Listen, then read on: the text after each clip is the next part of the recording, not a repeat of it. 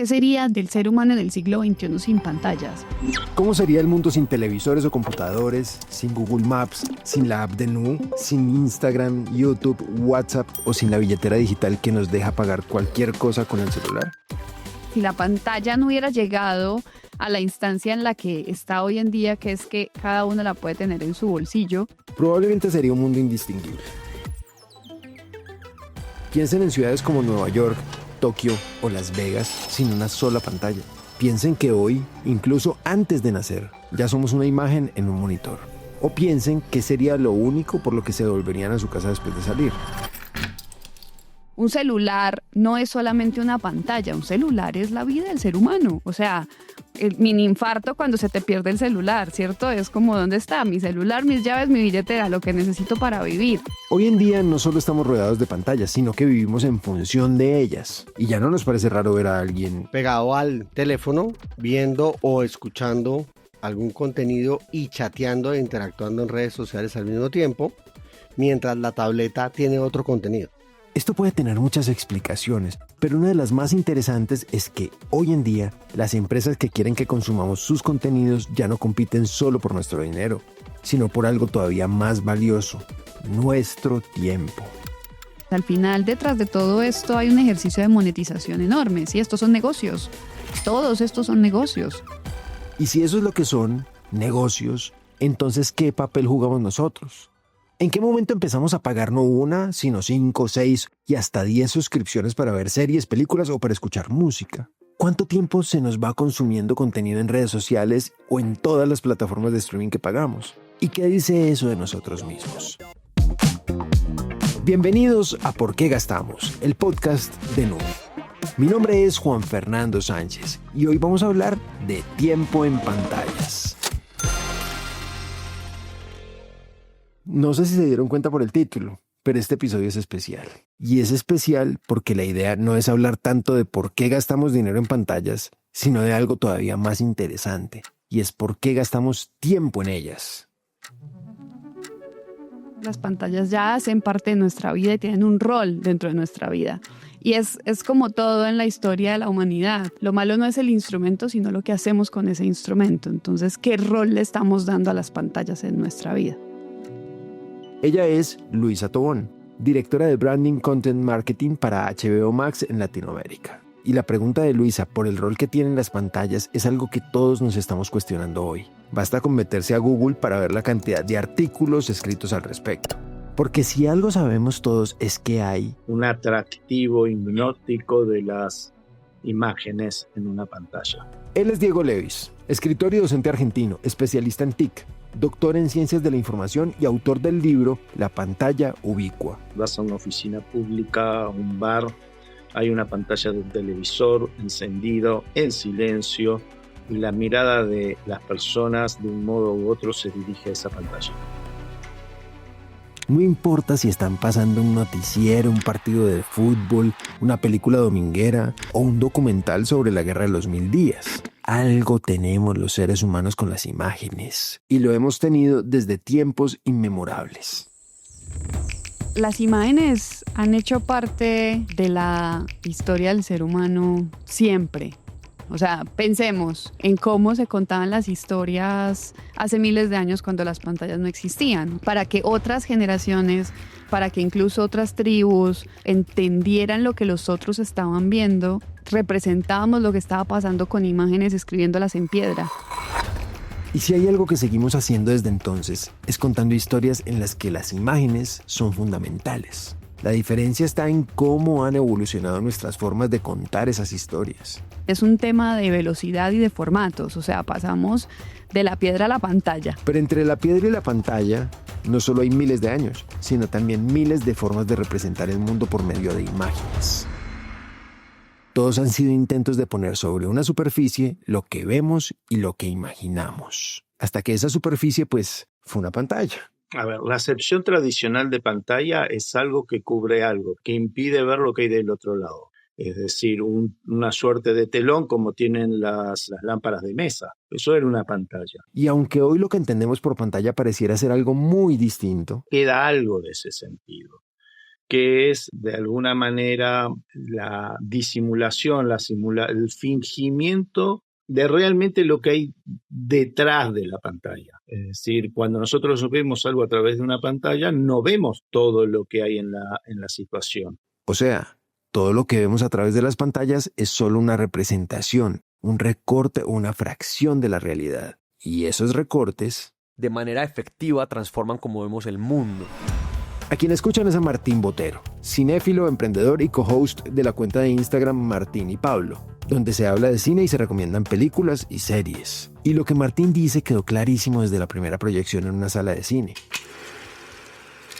En 1895, los hermanos Lumière mostraron por primera vez las imágenes en movimiento de un tren llegando a una estación. Pero imagínense que, como nadie había visto algo así, la gente sintió que el tren los iba a atropellar.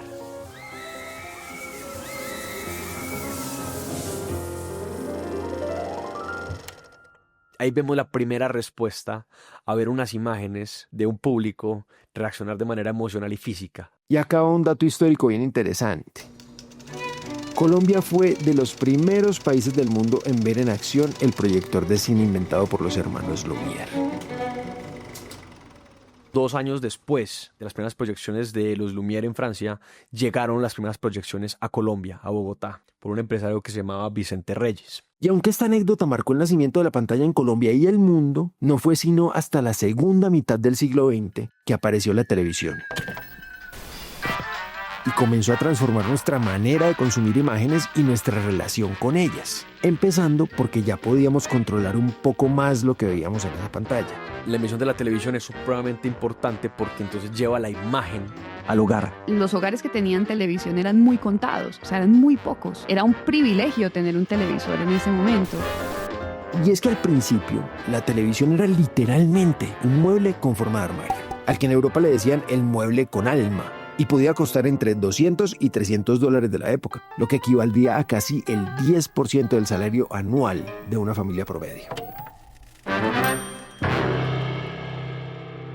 Y aunque era costoso, en Estados Unidos el número de televisores pasó de apenas 6,000 en 1946 a más de 12 millones en 1951. O sea, en solo 5 años, la pantalla se convirtió en un objeto casi que obligatorio en todos los hogares. Y eso es muy bonito porque la televisión se vuelve algo más de la rutina del hogar. Lo que significó un cambio enorme porque reorganizó nuestras salas. Ahora los muebles no se miraban entre ellos, sino que se acomodaban mirando hacia el mismo punto, donde obvio estaba el televisor. Entonces la familia y el hogar empieza a girar en torno a eso que está proyectándose ahí. Y la gente se reunía alrededor del televisor. El televisor se convirtió en el siguiente fuego. La gente antes se sentaba alrededor del fuego a contar historias. Ahora el televisor era el que nos estaba contando esas historias. Y normalmente en los hogares, en esta época todavía estamos hablando que era un televisor y todo el mundo quería acceder a él. Lo que en ese entonces no era tan problemático porque había muy pocos canales. Y durante muchos años la oferta fue súper limitada. Pero hacia finales del siglo XX, con la llegada de la televisión por cable, la cosa cambió. Y cambió porque aparecieron canales segmentados para públicos diversos, pero también gracias a los videos musicales de MTV que marcaron a toda una generación. Y claro, las series, las caricaturas y las novelas empezaron a definir nuestras rutinas. Yo creo que es el primer impacto en esta historia y es eso, cuando ya empiezan a haber muchos canales, es como no sé qué ver y ya se vuelve algo de estar simplemente cambiando de canal. A quien escuchan es Pablo García, la mano derecha de Martín y Pablo. Es matemático de formación, ha trabajado casi toda su vida en el sector financiero y es amante del cine y las series. Eso va acompañado con un multiequipamiento, muchas pantallas en la casa.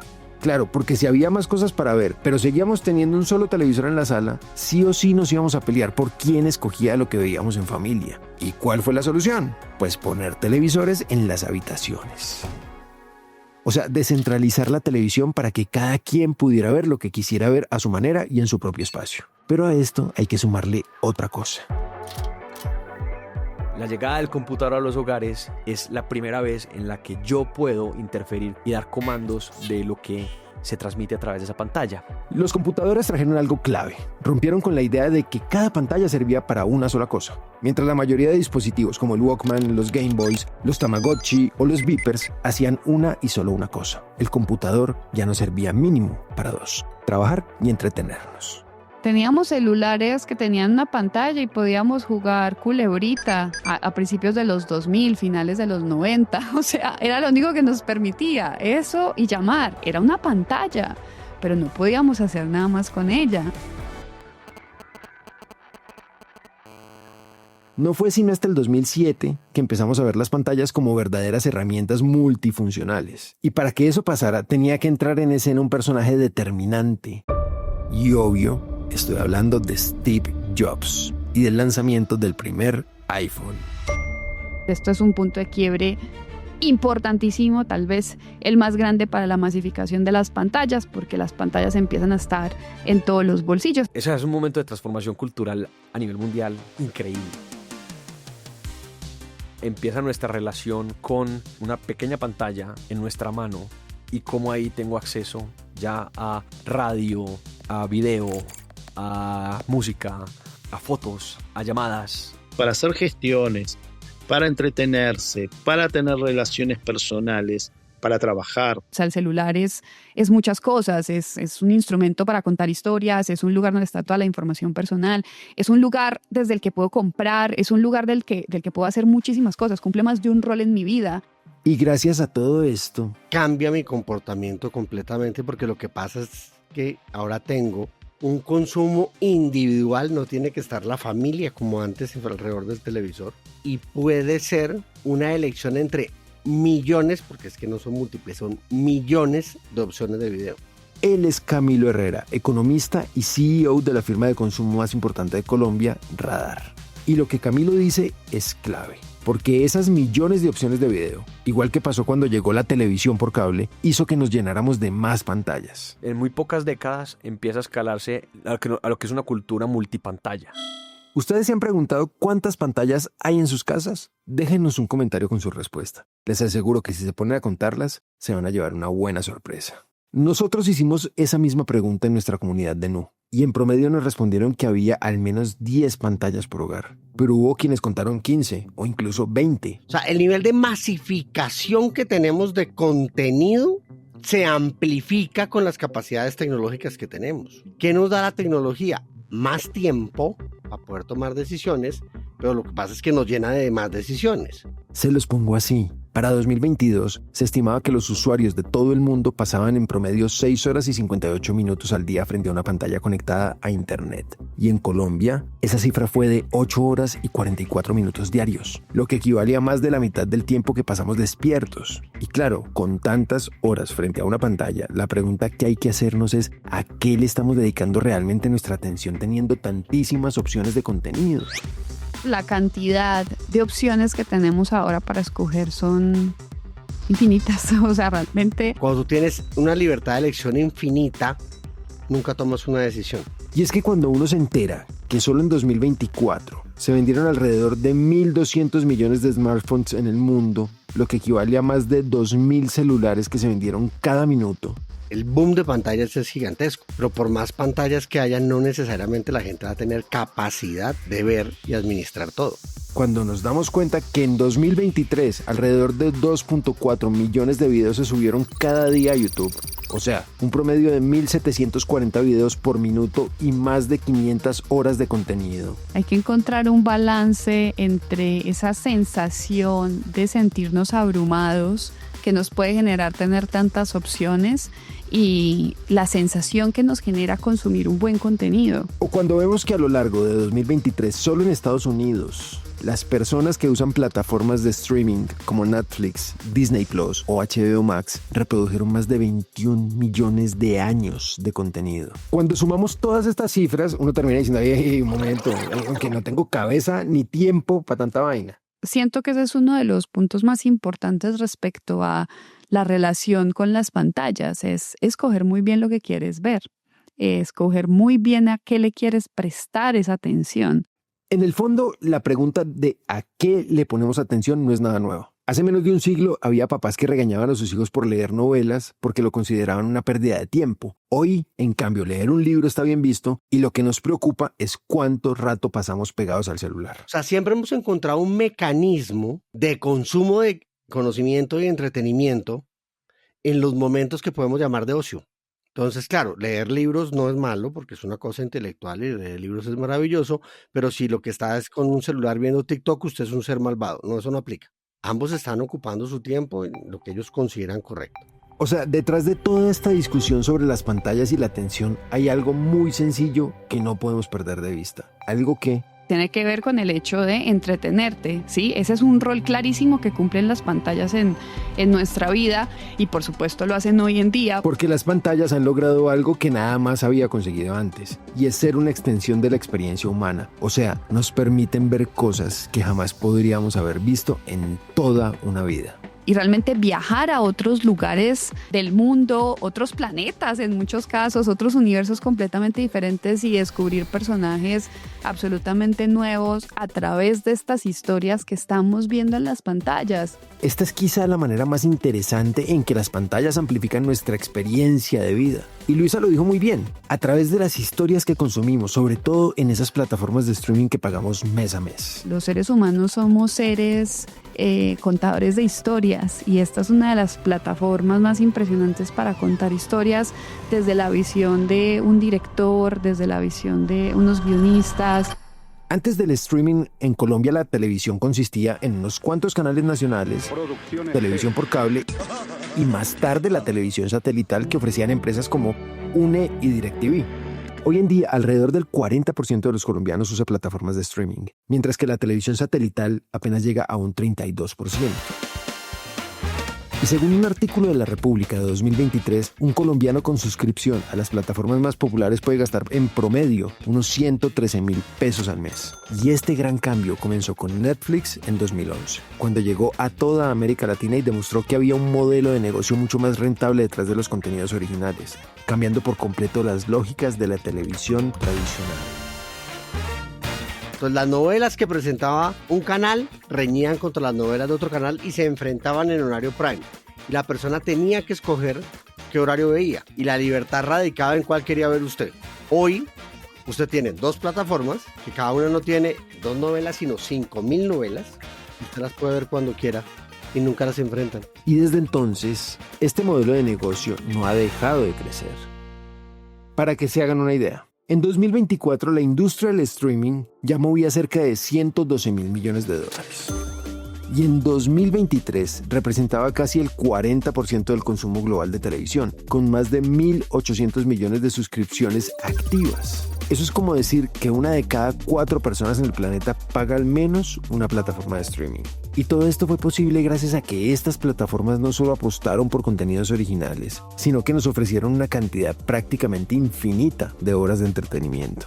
Sí, eso es muy impresionante. O sea, es que la cantidad de opciones que tenemos ahora para escoger son infinitas. O sea, realmente Tú no podrías terminarte de ver todo lo que hay en esa plataforma. Y claro, esto tiene varias consecuencias.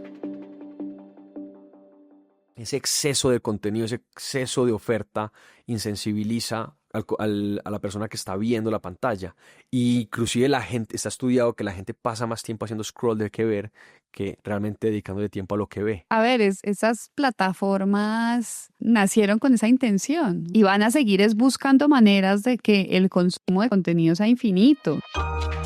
Antes, lo que consumíamos nos daba señales naturales para detenernos. El periódico se acababa, el libro tenía cierto número de páginas y la telenovela terminaba con los créditos. En cambio, hoy en día las redes sociales ofrecen scroll infinito. YouTube y TikTok reproducen contenido automáticamente y las plataformas de streaming inician el siguiente episodio sin pedir permiso. O sea, no hay ninguna señal que diga hasta aquí o detente. Al contrario, todos, absolutamente todos, están compitiendo por nuestro tiempo. Si tú vas a requerir atención, tienes que competir por la atención de esa persona. Tanto que hay una línea de investigación en la economía y el mercado grandísima, la economía de la atención. Y es cuánto vale que una persona mire mi programa, o escuche mi podcast, o lea mi libro. su negocio, es que uno está ahí pegado. Entonces uno no puede adjudicar esa responsabilidad a ellas de que le digan a uno, hey, ya vete a trabajar, ya sé productivo, ya ve, pasa tiempo con tu familia. Ese para mí es el gran problema, la gran situación por resolver, es saber cuándo parar. Tú puedes verte una serie como Friends o como The Office hasta 15 veces y los únicos que se benefician son los de la plataforma, que tienen un modelo de negocio donde te mantienen enganchado por más tiempo y no te dan señales para parar. Este fenómeno tiene nombre y se llama ausencia de stopping cues, un término popularizado por la psicóloga conductual Nir Eyal y explorado también por Adam Alter en su libro Irresistible. Todo está diseñado para eso, para seguir consumiendo y consumiendo y consumiendo y consumiendo. Entonces es la decisión que tomamos nosotros de, ok, quiero algo light, quiero algo que me entretenga, quiero algo que simplemente quiero escuchar y ahí me voy a un Friends, por ejemplo, o quiero realmente algo que me sorprenda y que sea una super historia, y ahí es donde tengo que ir a escoger determinados lugares que me van a entregar una historia de ese calibre. Porque claro, en la economía de la atención se puede competir de muchas maneras. Algunas plataformas como Prime Video apuestan a la diversidad de contenido. Las redes sociales priorizan contenidos cortos y pasajeros. Spotify está buscando siempre mejorar la experiencia del usuario. Netflix ofrece videojuegos y experiencias interactivas. Y HBO Max destaca por la calidad de sus producciones, con contenido que atrapa, ya sea porque está muy bien hecho o porque cuenta con historias con mucha profundidad. Cuando alguien comparte una experiencia profunda, es muy rico poder básicamente socializar sobre ella. Y yo creo que muchas series, y sobre todo las buenas, tienen ese efecto. Entonces yo creo que cuando uno llega con otra persona, casi que hay ese vínculo emocional, como, uy, usted también vivió lo que yo viví. Ese es el elemento número uno para una plataforma como HBO Max, es la calidad de las historias. O sea, realmente hay una responsabilidad consciente de crear las mejores historias de la industria. No hay historias con una calidad tan grande como la que hay en HBO Max. O sea, pensemos nomás en las nominaciones a los Emmy este año. HBO Max es la plataforma más nominada en la historia de los Emmys. Series como Sex and the City, Los Soprano, Game of Thrones, The Last of Us no fueron solo entretenimiento, definieron una época, marcaron tendencias y dejaron huella en la cultura popular, mostrando cómo ciertas historias pueden transformar la manera en que consumimos televisión. Y eso hay que sumarle todas las series de lo que está pasando a nivel de anime. Lo de las guerreras K-pop es una cosa inaudita.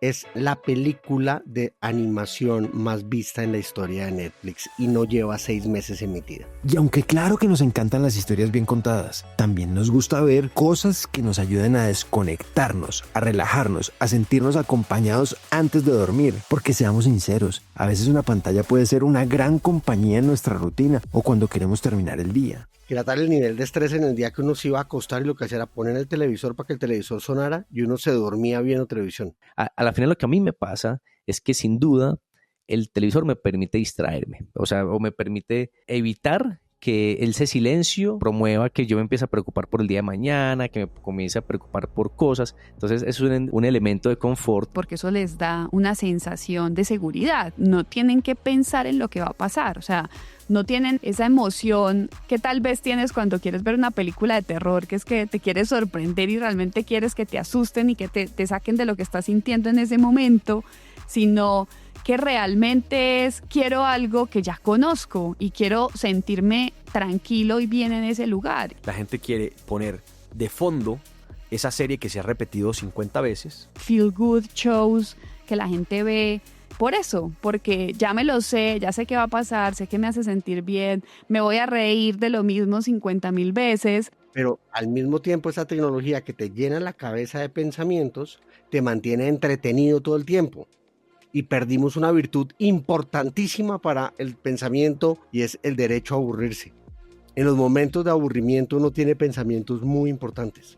El aburrimiento es una cosa fundamental para que la mente funcione y lo tenemos tan lleno de ruido, de entretenimiento, de conocimiento, que la gente ya no se está aburriendo y no está pensando. Y con esto queremos ser muy claros. Las pantallas, además de entretenernos, son útiles para muchísimas cosas. Sirven para informarnos, para conectarnos con personas que están lejos, para aprender algo nuevo o para trabajar y ser productivos. Pero todo gran poder conlleva una gran responsabilidad. Y si realmente queremos sacarle jugo a las pantallas, tenemos que hacerlo de manera consciente, empezando por lo que decía Camilo. Darnos momentos de silencio, de aburrimiento y de desconexión es sumamente importante. Y esto es muy difícil en una era de mucho ruido, pero es tener encuentros con el silencio, ¿sí?